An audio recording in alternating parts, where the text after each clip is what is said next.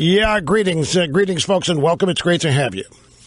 Here we are, kicking off a brand new week of broadcast excellence right here at the EIB Network.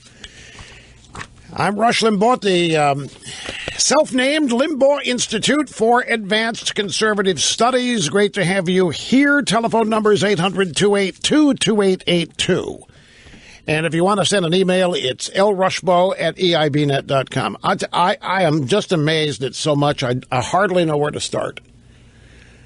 I'm driving into work. I'm listening to a couple guys talk about, for the first time, I'm really worried about the world my kids are growing up in. You know what? I'm really worried. I'm really worried that up till now everything's been peachy keen. I'm really worried that the world my parents or kids are growing up to is not going to be the world that I grew up into. I said, guys, you're about 7 years too late. Now, they were talking about ISIS, but the disconnect, the drive-by media today, you know what their big narrative is? You know what the big narrative in the drive-by media is today?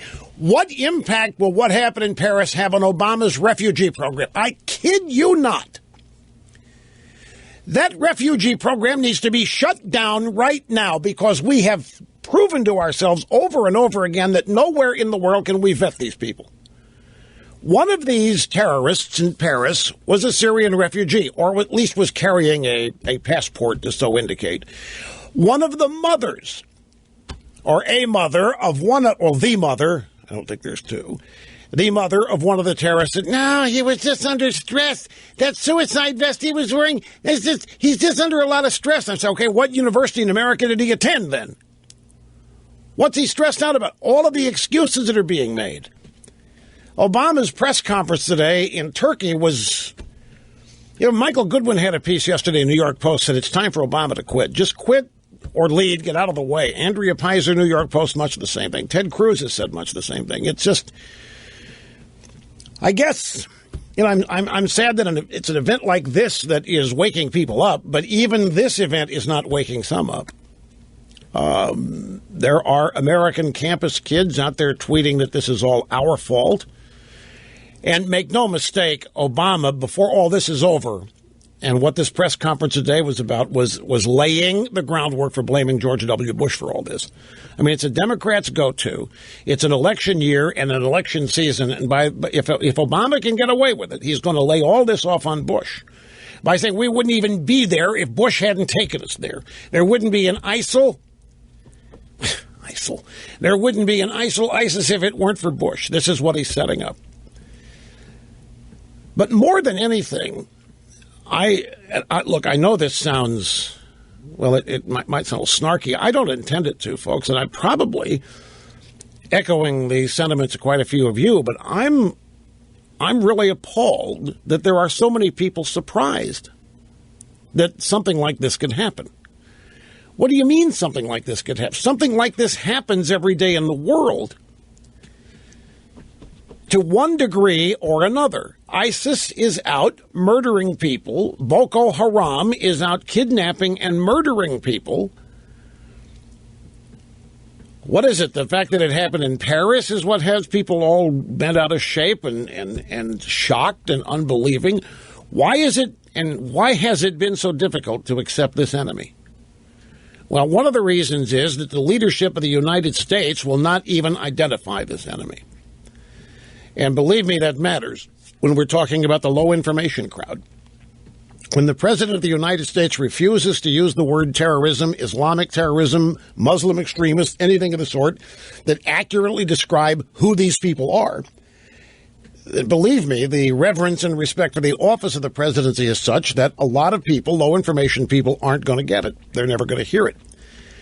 And now the drive-by media narrative here on how the Paris attacks might affect Syrian refugees. I mean, it's all over the place.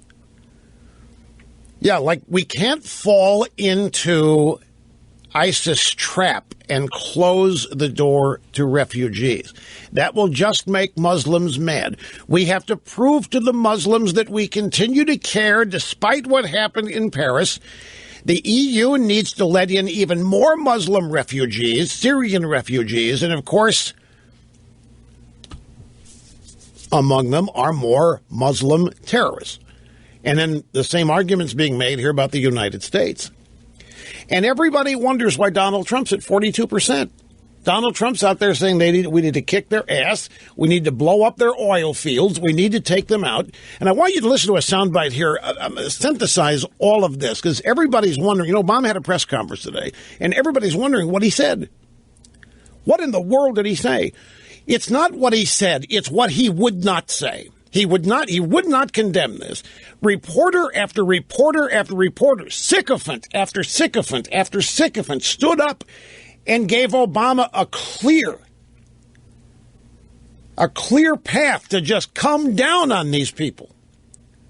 One reporter even stood up the third time the question was asked, because the first two questions Obama punted. He just will not provide the answer that everybody wants or even expects. That's even more to the point.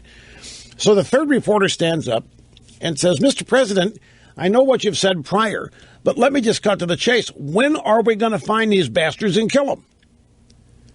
And Obama got mad. I've already answered that question 2 or 3 times. I don't know what more I can say about it, but if you want me to answer it, I'll go ahead. And then he doesn't answer it. He keeps talking about the strategy that we've got. And he keeps talking about, despite what you saw in Paris, progress is being made. I mean, totally tone deaf. And this goes along with the... Was it karma or what that on Friday Obama says, we got them contained, man. We got ISIL. We got ISIL contained. The JV team, we got them contained. And then what happened Friday night happened.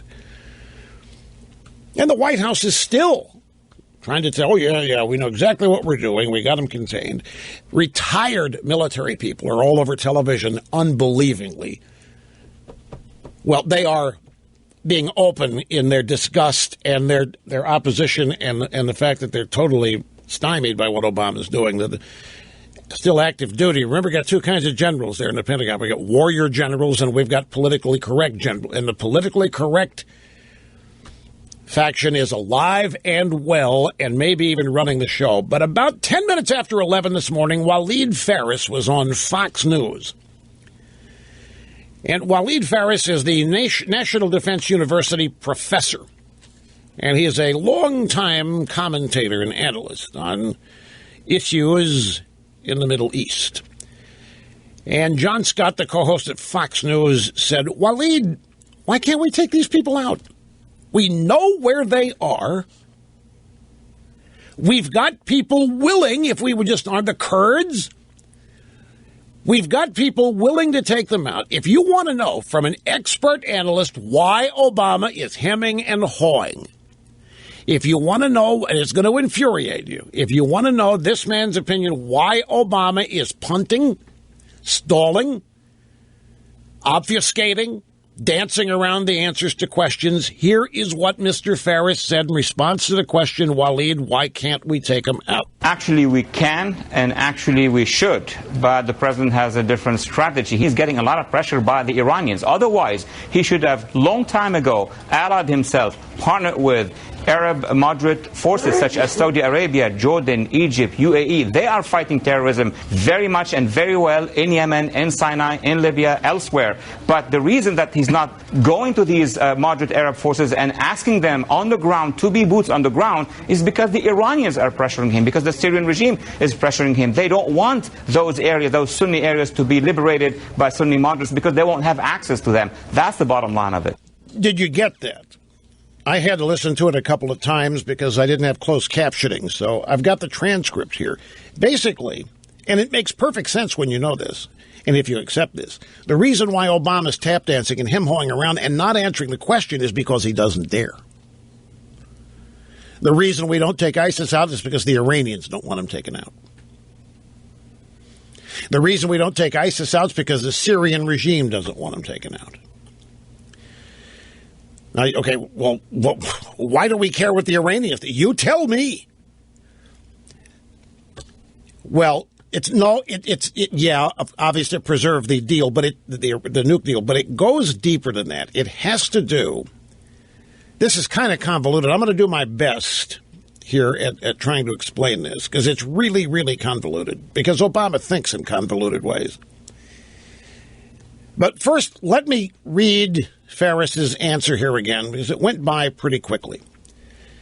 Obama is getting his strategy in fighting ISIS is due to the pressure he's getting by the Iranians.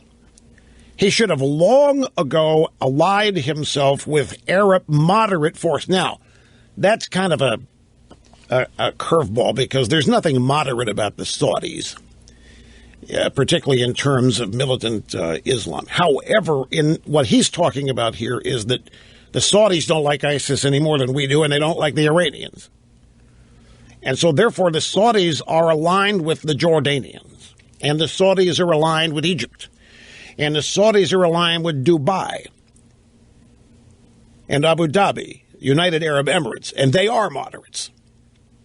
I mean, they're building Las Vegas in the Middle East. They are the UAE. That's what Dubai, and minus the alcohol, except in the hotels. That's what they are. And those nations are indeed fighting ISIS, and they are fighting Al-Qaeda for their own reasons. But nevertheless, we do have a common enemy, but Obama's not aligning with the Saudis. He's not allying with Jordan or Egypt or the UAE. He is aligning himself with Iran. The reason that he's not going to these moderate Arab nations, Saudis, Jordanians, Egyptians, UAE, and asking them to contribute boots on the ground along with us is because the Iranians are pressuring him, because the Syrian regime is pressuring him. Iran and Syria do not want moderate Sunni area like Mosul and other places. They do not want these Sunni areas to be liberated by Sunni moderates, because then the Iranians won't control them. The Iranians won't have access to them. The bottom line is, according to Walid Faris, is that Obama is choosing side. The Iranians want to run the Middle East for all intents and purposes, and the Syrians in that alliance, and that's the alliance he's thrown down with. Now, it's up to us to go figure out why the Iranian nuke deal. I think with Obama, you can't take the politics out of anything.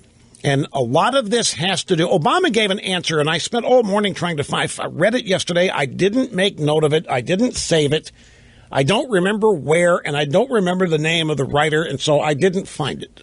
Thought I knew where it was, I spent a half hour looking for it. So much for the magic of search.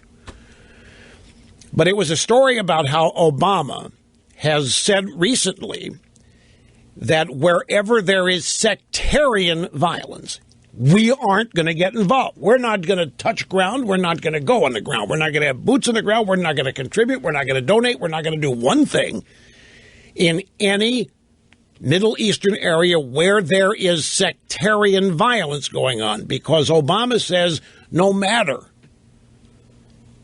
if we beat back one group, we don't know who's going to replace them. That's one of the strategies, by the way, that Faris mentions here that's not in the bite. Because Obama is worried about taking out ISIS because he doesn't know what's going to replace them. At least ISIS is known. I mean, this is one of the opinions that Faris mentioned, so we don't have a debate. And Cookie, don't go get it. It's not necessary. I just mentioned it. But the sectarian violence aspect of this all relates to being able to blame all this on George W. Bush. Sectarian violence defined as Sunni versus Shiite, for example. And in any Middle Eastern country where there is sectarian violence, in other words, where there isn't unity of Islam or anything else, we're not going to get involved. And we're not going to get involved even if what is happening in these places leads to terrorism against Americans or against the United States. We're not going to get involved until those nations, countries, areas figure out and sort out their own differences. And those differences exist because Bush went to Iraq. The sectarian violence that exists over there is because Bush went to Iraq and invaded Iraq. And if that hadn't happened, none of this would have happened. And that's what they're trying to lay the groundwork for making the case of at the White House. That's what all of this hem-hawing around is about, in my humble opinion, because anything in the Middle East, particularly coming up on an election year, is always going to be Bush's fault. So Obama is playing patty cake with the media today, not answering, avoiding, looking like an incompetent boob in the process. But believe me, there is a strategy behind this. And the strategy is to protect the Democrat Party and his legacy and his look, Obama is responsible for ISIS. We had a safe and secure Iraq that we would not maintain. Obama cleared out, pulled everybody out, told them they're on their own because the Democrat base, lunatic base, demanded it. But at this point, it's kind of moot to get involved in the blame game because the reality of dealing with these people is paramount. And that's where Obama is failing. Big time.